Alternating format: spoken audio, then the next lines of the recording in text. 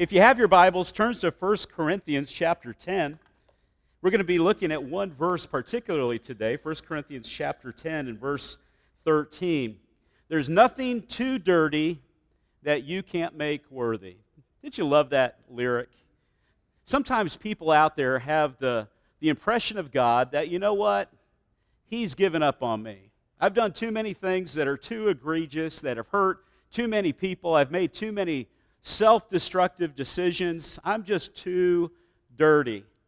And we believe that every man, woman, and child in Tampa needs to know that no matter what you've done, no matter how dirty your life is, that God can make your life worthy.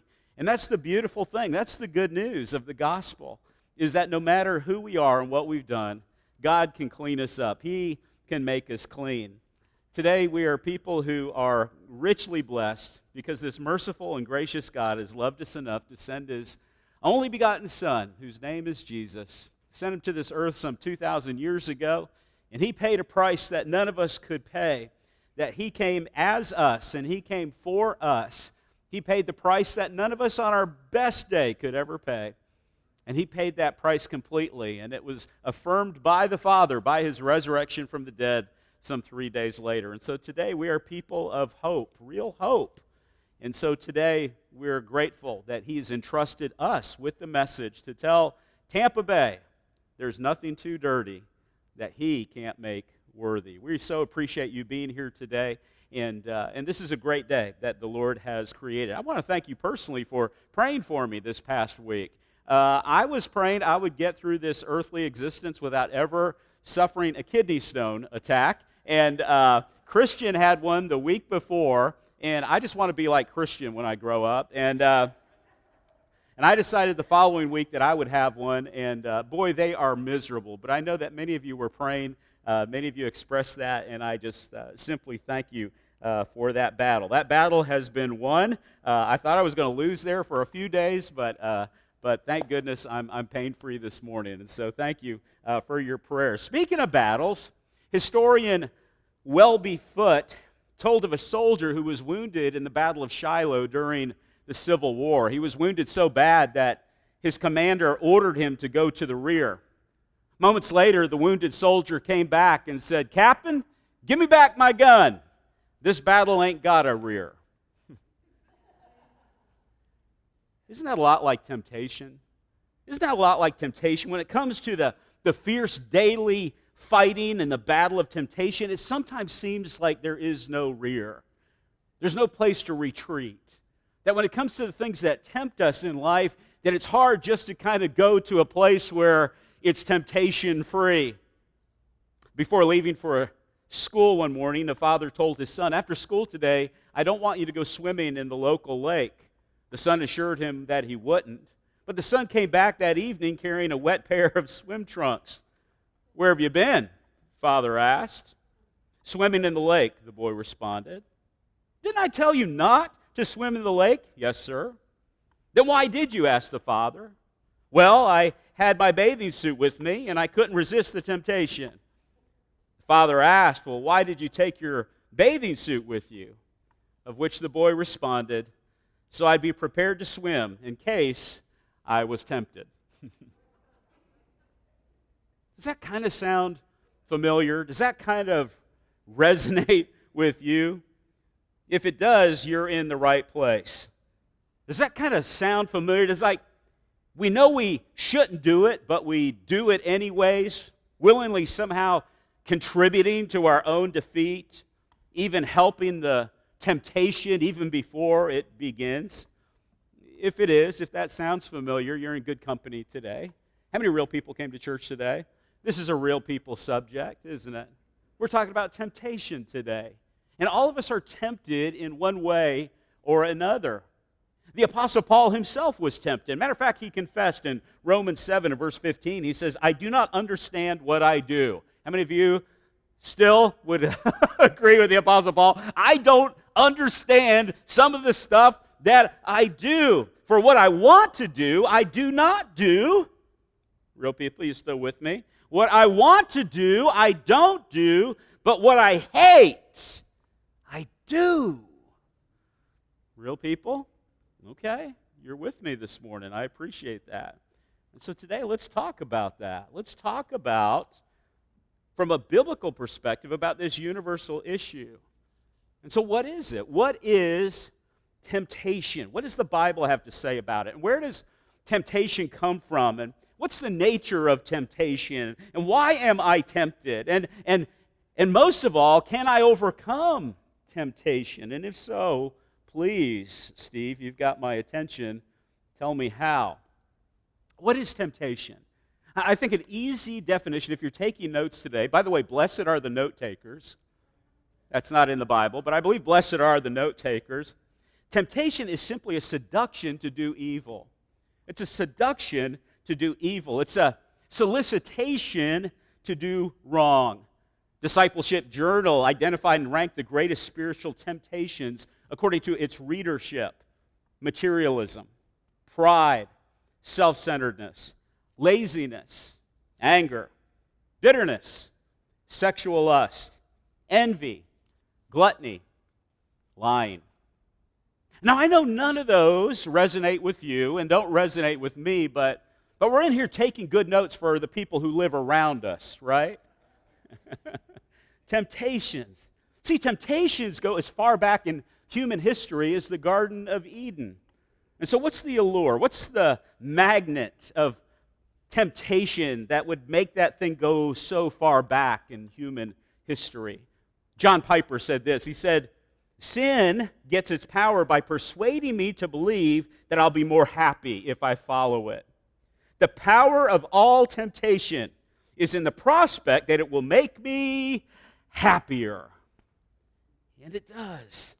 And friends, I'm here to tell you, and I'm here to shine the light on that thinking, that that is an absolute bona fide trap.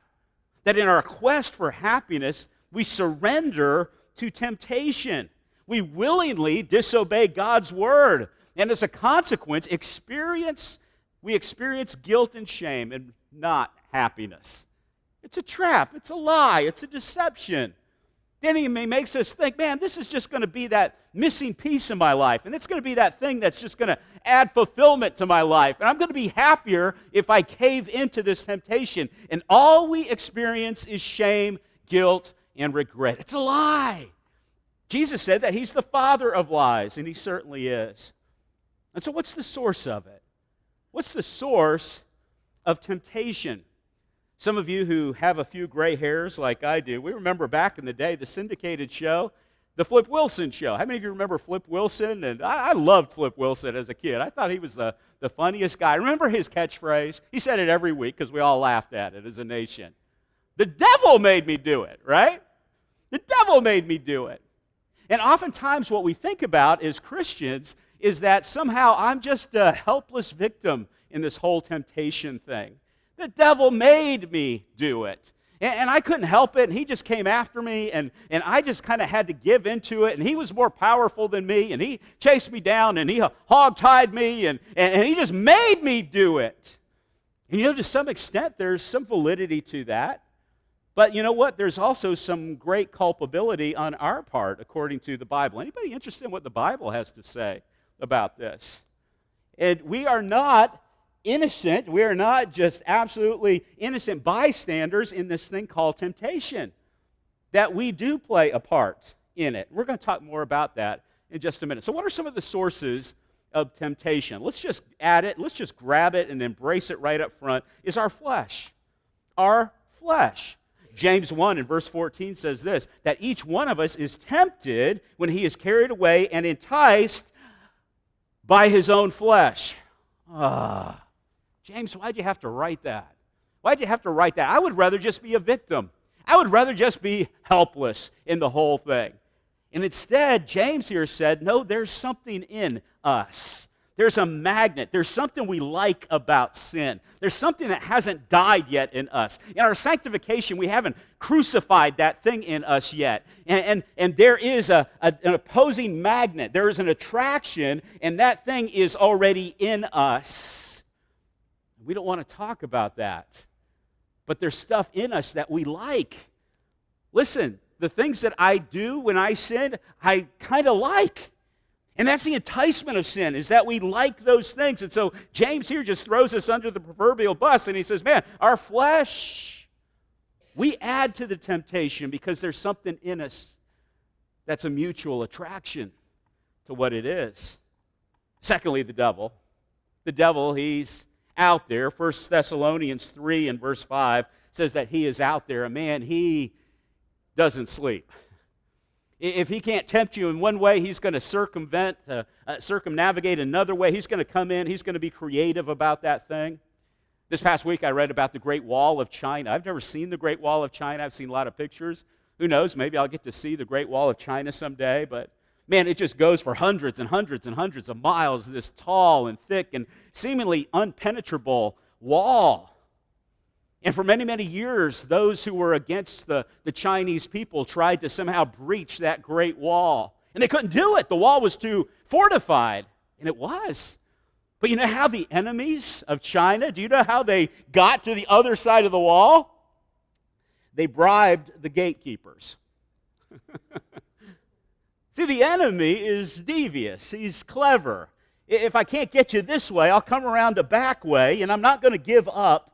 And we're going to be talking about that here in a few minutes. Why is tempting so important to him, and why, and what is the objective of him having you fall to temptation? We'll talk about that here in just a minute. But here's the third source of temptation. It's the world system.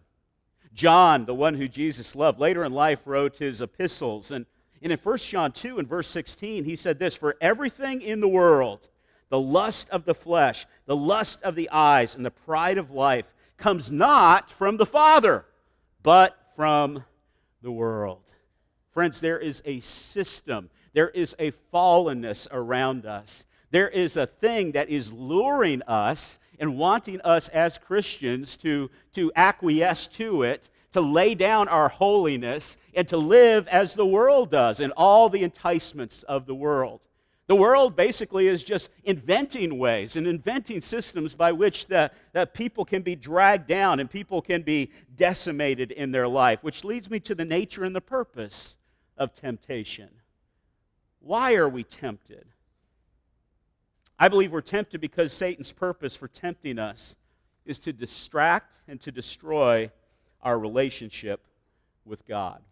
Friends, that's the most important thing that you can invest your life in here, is your relationship with God. It is the only relationship, by the way, that is eternal in nature.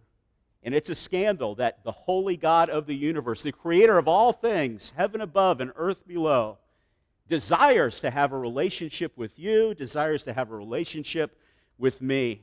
That not only does he want to have a relationship, a vertical relationship, but his desire, the mystery of all mysteries, is that he wants to live in us by his Spirit. That he would come in our lives, he would seal our lives for salvation, that he would empower our lives of ownership, and that we would live with power and guidance, that we would live by him and for him in the real world. And the enemy is threatened by that. The enemy knows that he can't defeat God. Man, he got the biggest whooping of his life at the cross. Man, he got absolutely embarrassed by the empty grave. And so if you can't defeat the Father, you go after the child. He hates God's image in you. And you are created in the image of the Creator, James 1 and verse 27. And so he's doing everything he can. Again, being very clever. If I can't get through the wall, I'll bribe the gatekeeper. I'll do whatever I can to somehow destroy and squash the potential that God has put in human beings. Matter of fact, we see it, don't we? I want to destroy them as early as possible. I will destroy them even before they're born. I will destroy them while they're children, before they even really get to know God, before they get to hear the good news of the gospel, that he can make all things that seem too dirty, he can make them clean.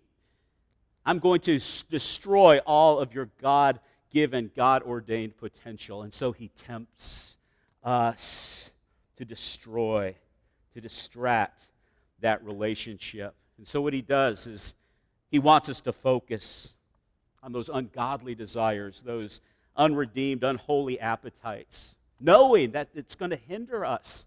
It's going to hinder our prayer life. It's going to hinder our Bible reading. It's going to hinder our desire to come together and worship as believers. See, when I live in guilt and I live in shame all the time because I keep giving in to temptation, man, that just diminishes my relationship with Him. And after a while, I just throw up my hands and I ask, what's the point? I can't live in victory. So what's the point? Why go to a 10:30 service on Sunday? I'm just going to give in to temptation, that same darn temptation this week. So what's the point? And I'm too ashamed to talk to Him. You see? You see how temptation can just dismantle? And oftentimes we get the terms mixed up and confused, don't we? I hear even sometimes seasoned Christians, and there's a grace there, but I'll hear them say, well, God is tempting me right now. And yet Scripture is very plain. God does not tempt us. He cannot be tempted, nor does He tempt us. God tests us. God gives us opportunities that with Him and through Him that we can live out, that through a test we can attain a testimony for His glory. And so tests come that we might get a W in the column, that we might get a win.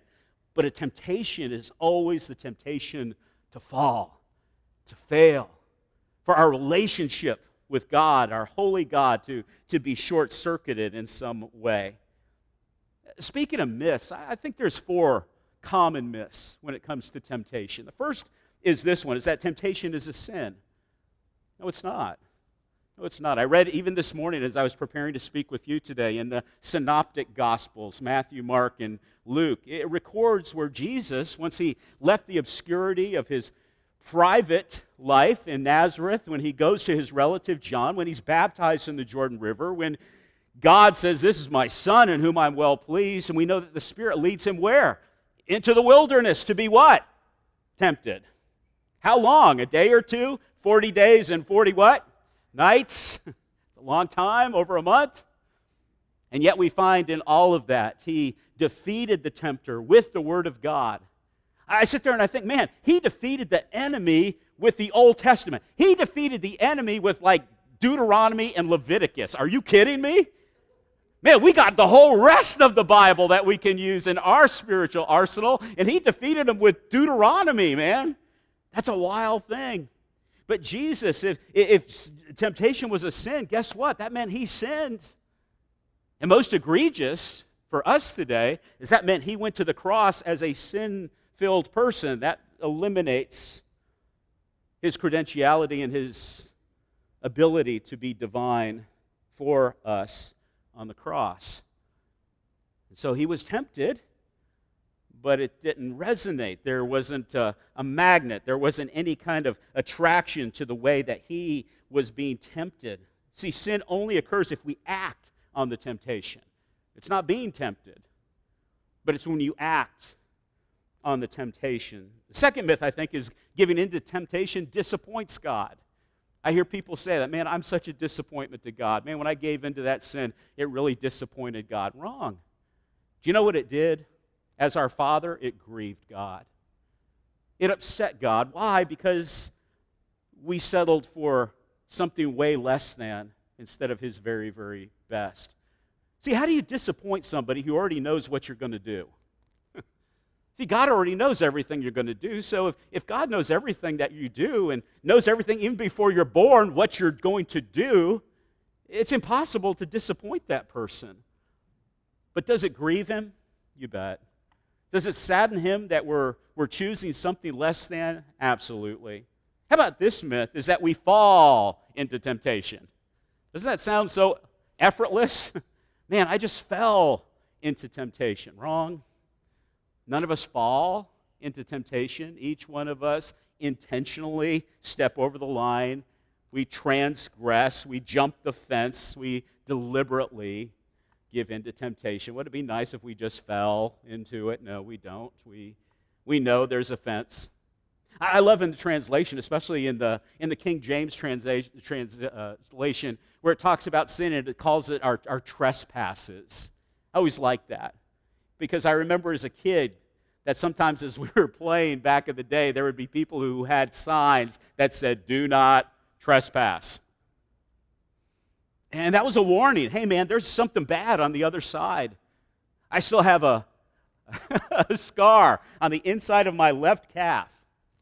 As a little boy riding his bike, taunting a dog every single day when I left school.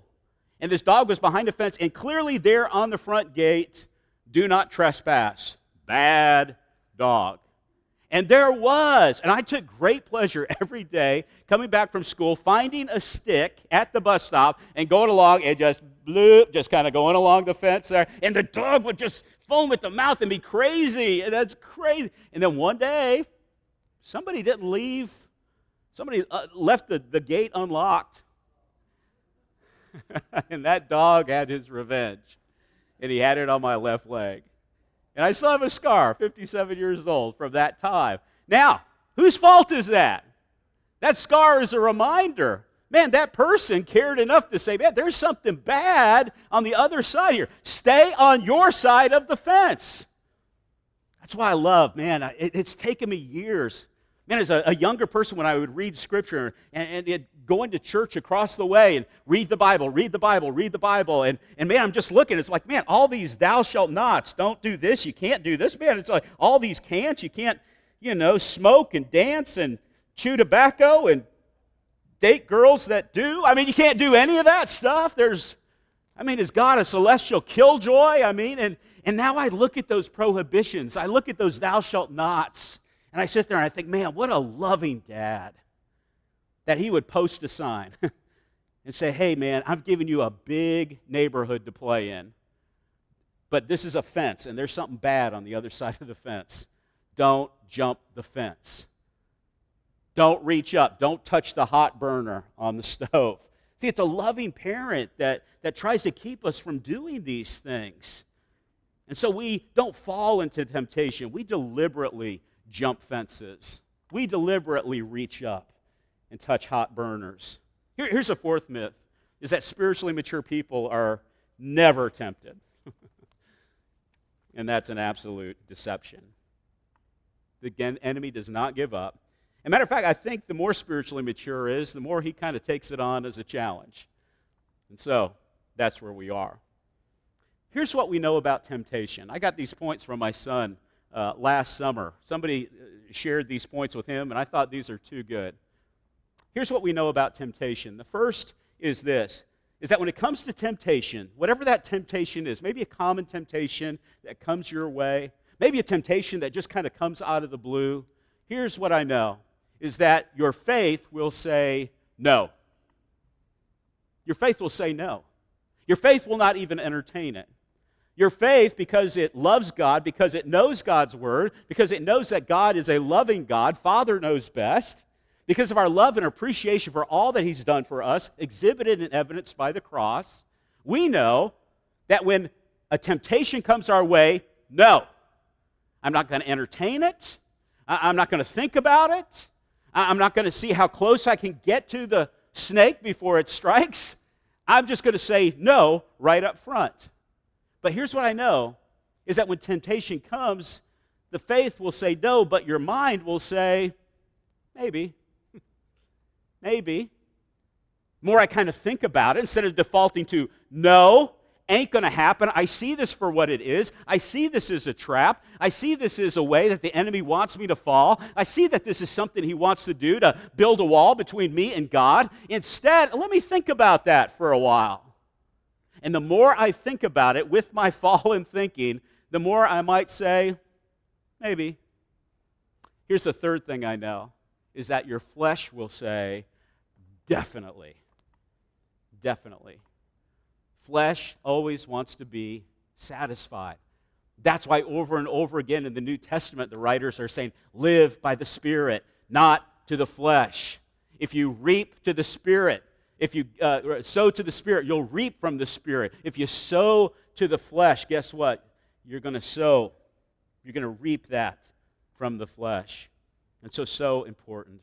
Your faith will say no, your mind will say maybe, and your flesh will say definitely.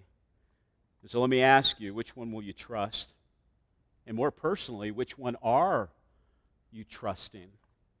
Your faith, your mind, or your flesh? Some of you are saying today, okay, Steve, you're giving us some biblical forensics about temptation, but what I really need to know is, can I overcome temptation in my life? Can I really, really do that? And I want to share with you, and is that yes. The good news is that believers can overcome temptation and they can resist its appeal. In other words, you can unplug the power of temptation. I had you go to 1 Corinthians 10 and verse 13. Here Paul is writing, and he says this. He says, "No temptation has overtaken you except what is common to mankind." Sometimes when we go through different temptations, we think, man, I am the only one the enemy is picking on. I am the only one who's ever gone through this kind of temptation before. Paul says it right up front. Hey, you are in company. You are not experiencing anything new under the sun. People have gone through that same temptation for a long, long time, generation to generation. But notice what he says. And God is what? And God is what? God is faithful. How is he faithful? He will not let you be tempted beyond what you can bear. Isn't that awesome? God is faithful. Is faithful. Not was faithful, not will be faithful. God is faithful. In the middle of my temptation, God is faithful. He's present. He's available. He's faithful.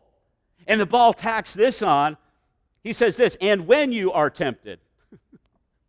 Not if you're tempted. Paul says, man, I know what it's like to be tempted. This isn't an if you get tempted. You will be tempted. When you get tempted.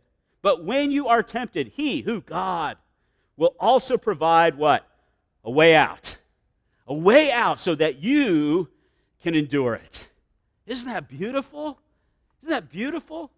Man, as you go through temptations, as I go through temptations, we have a God who is faithful. He is there. He is available. And if we will lean on him, if we'll listen to him, if we'll remember what he said, guess what will happen? Is he won't allow you to fall, to collapse underneath that temptation. He'll give you a way.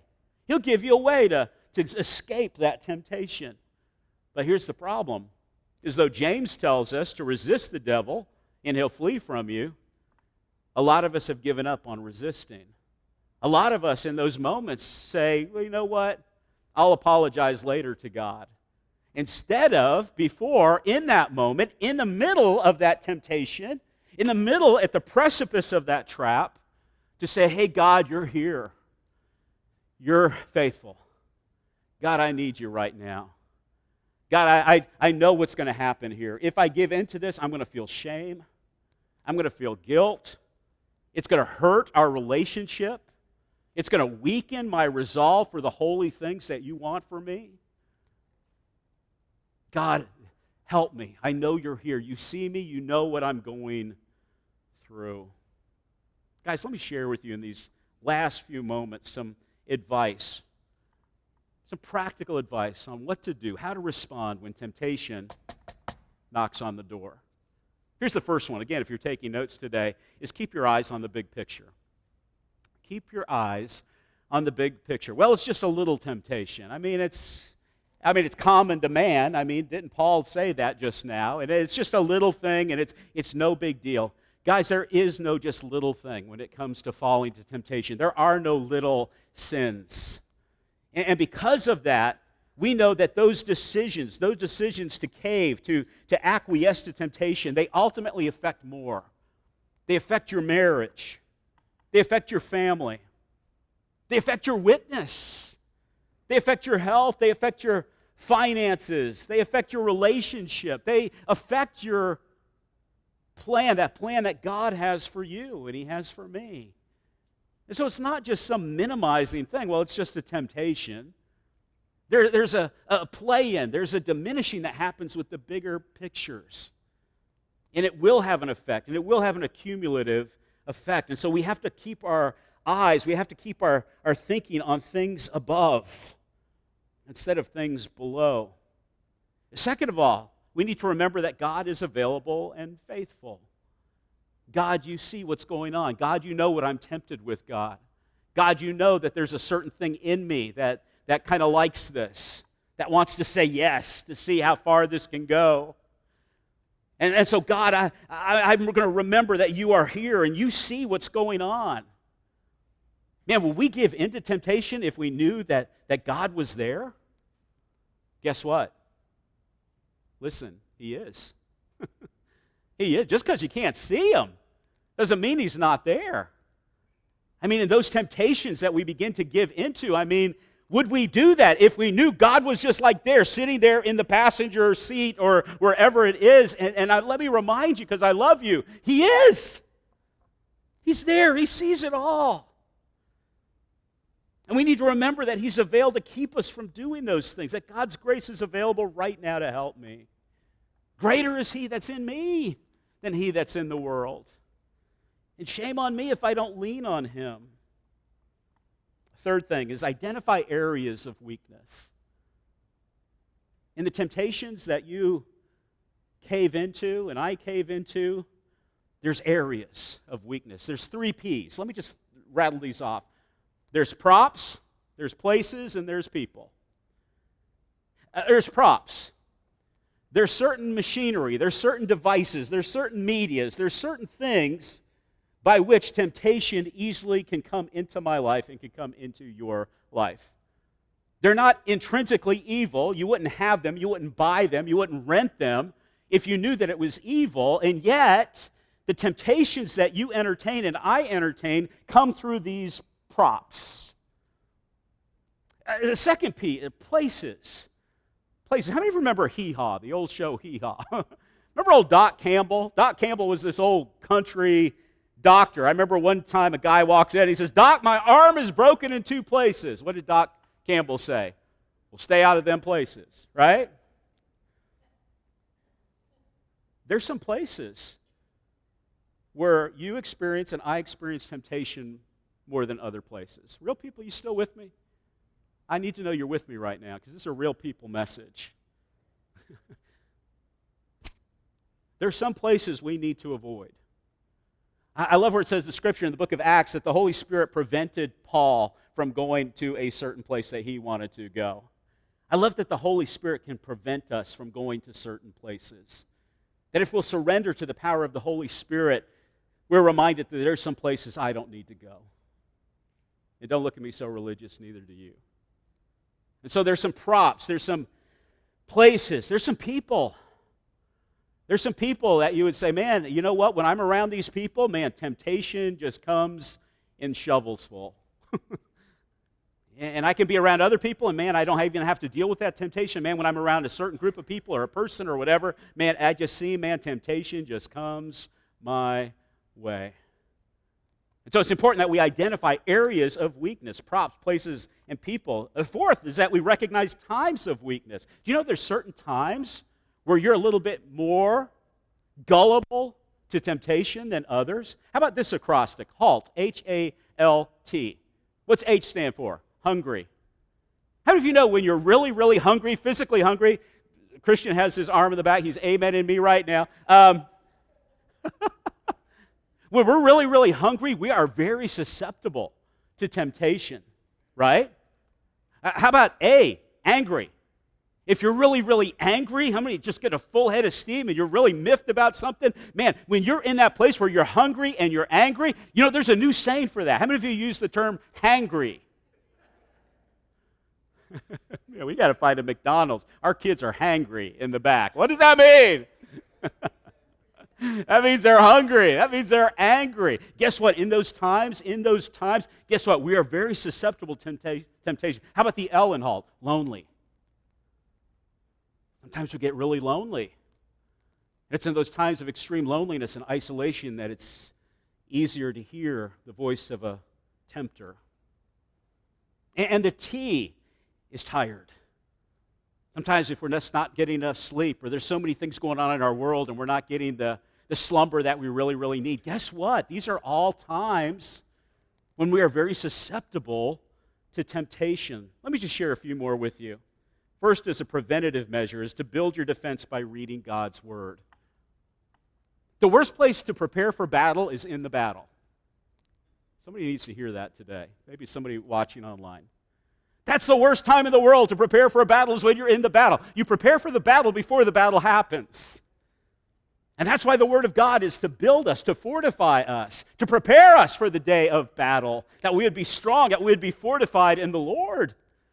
And so it's important that we read the Word, yes, as a preventative measure, so that when temptation comes, we will see it clearly for what it is. We will identify it clearly, and that our faith would say, no, I'm not even going to entertain that. And our sixth thing, last thing, and I think sometimes the most overlooked thing, is find an accountability person or group.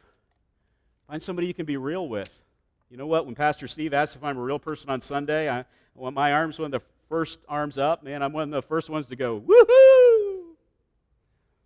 But you know what? The real litmus test of whether you're real or not is, am I going to surround myself with some confidential people who I can be real with? That I can say, hey, listen, I'm tempted this way. This is a temptation of my life. This is something I've fallen into many, many times. And I need some accountability. I need somebody that I can talk to about it. I need somebody that before I say yes to it, I can pick up a phone and you're just going to kind of talk me through it. And you're going to point me and calibrate me to where I need to be. This morning I thought of some of these things. I'm throwing it in here, no extra charge. Some good reminders. You know, sometimes when we think, man, you know what? I've Pastor Steve, man, I've got this all figured out. I'm not tempted anymore. And, you know, what you're talking about is probably for the other people here in the church, but not for me. And what happens is when we kind of have that kind of veneer, we kind of point a finger at people who do fall into temptation. And I just want to remind you today, as I remind myself, when self-righteousness tries to sneak into my heart, into my thinking, is that when we see someone caught up in sin, and by the way, we always do, is that we need to remember there's two things we don't know in this situation. The first is how hard they tried not to sin. Maybe they resisted. You don't know that. Maybe they did everything they knew to do, and they still fell into it. That they at least tried not to sin. And the second thing that we don't know when somebody falls into sin is how powerful the forces were that assailed them. So there needs to be a grace. There needs to be a mercy that we have for each other as believers. That we would recognize that there is real power, that there are things out there that we don't know. Guys, our text today reminds us that no temptation has overtaken you except what is common to mankind. And temptation is common to every member of the human family, including every single person in the directory at New Beginnings Christian Church. But it's how we respond to temptation that makes all the difference. Maybe today I'm talking to somebody and you're just sick and tired of it.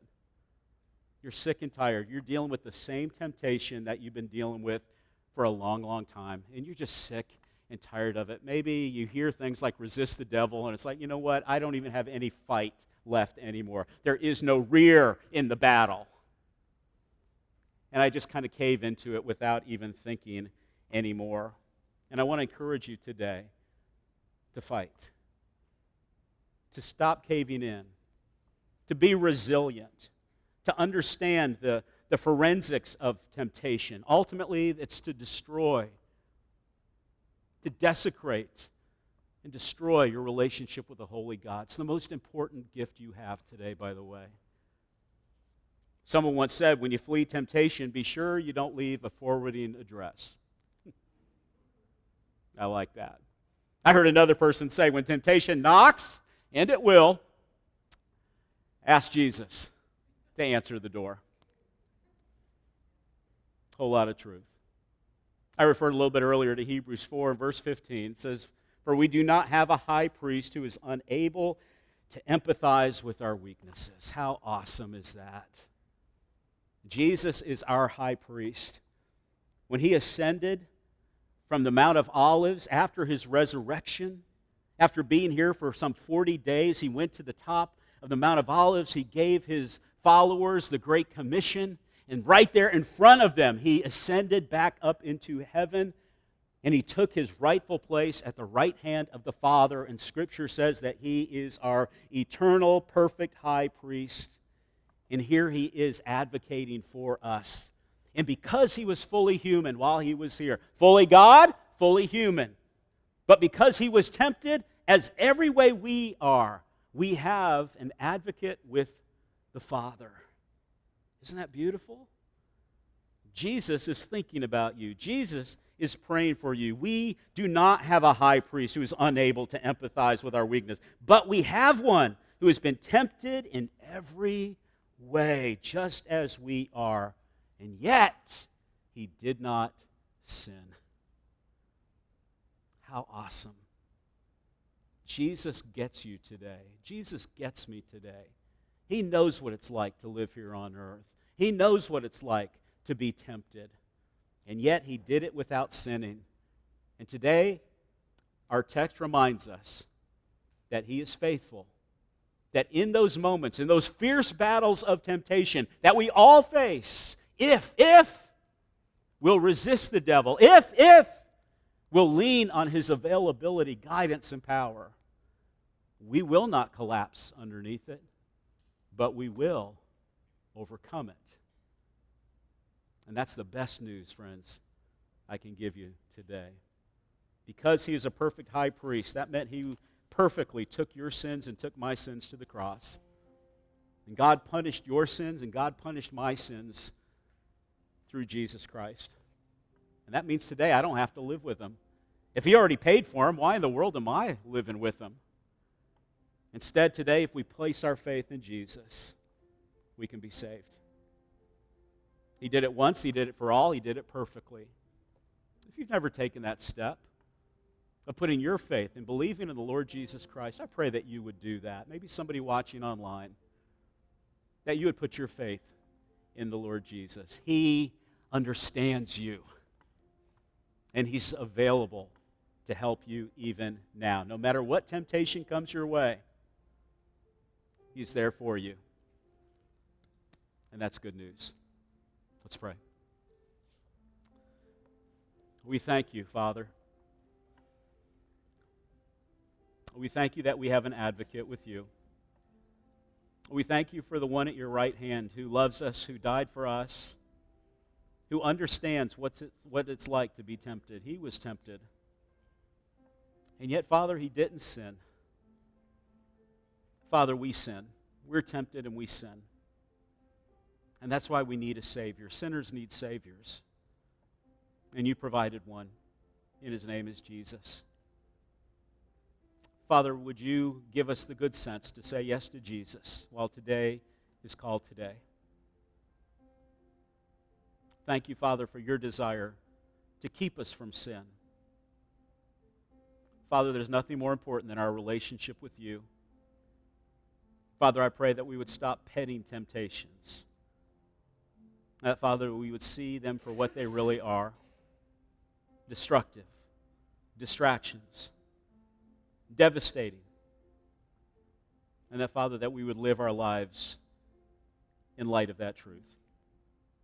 Thank you for Jesus, who in the midst of all this pain, guilt, and shame, gives us hope, gives us real forgiveness. Father, would you give us the good sense to say yes to Jesus? We pray this in his beautiful name.